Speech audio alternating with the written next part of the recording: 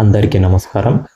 మనం ఇప్పుడు భగవాన్ శ్రీ సత్యసాయి గురించి బ్రహ్మర్షి పత్రిజీ గారు ఏం చెప్పారో చూద్దాం. ప్రపంచంలో ప్రజలు రెండు రకాలుగా ఉన్నారు. ఒకరు నాస్తికులు, రెండోవారు ఆస్తికులు. ఈ కళ్ళకు కనపడేదే సత్యం, ఈ కళ్ళకు కనపడని దానికి ఉనికే లేదు అన్నదే నాస్తికత్వం.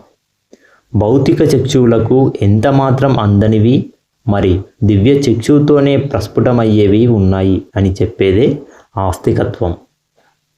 దివ్య చక్షువుతో ప్రస్ఫుటమయ్యే ఆత్మ పదార్థమే సకల భౌతికతలకు మూలాధారం అనేదే మూల ఆస్తిక సిద్ధాంతం.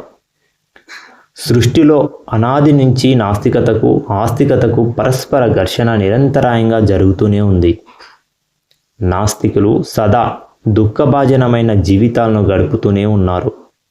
ఆస్తికులు సదా ఆనంద డోలికల్లో తేలుతూ జీవితాలను గడుపుతూ నిత్య ప్రగతిని సాధిస్తూనే ఉన్నారు.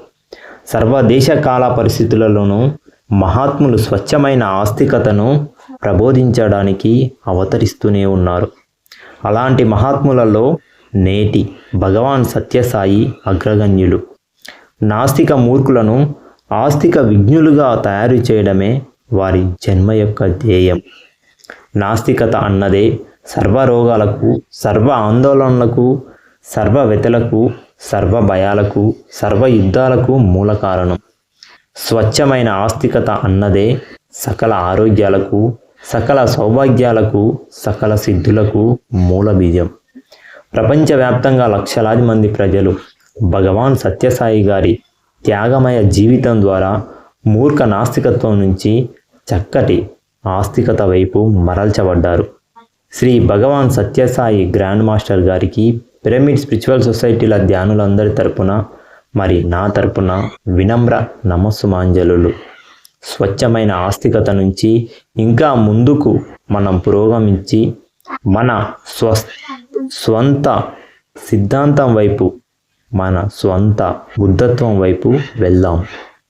భగవాన్ సత్యసాయి చూపించిన మార్గంలో పయనిస్తూ అంతటి త్యాగ పురుషులుగా మనము అవుదాం.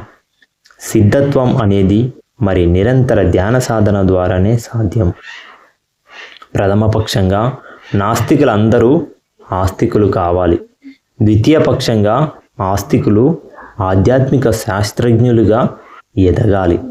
ధ్యానం వల్లనే జ్ఞానం, జ్ఞానం వల్లనే ముక్తి. ఓకే మాస్టర్స్, అందరికీ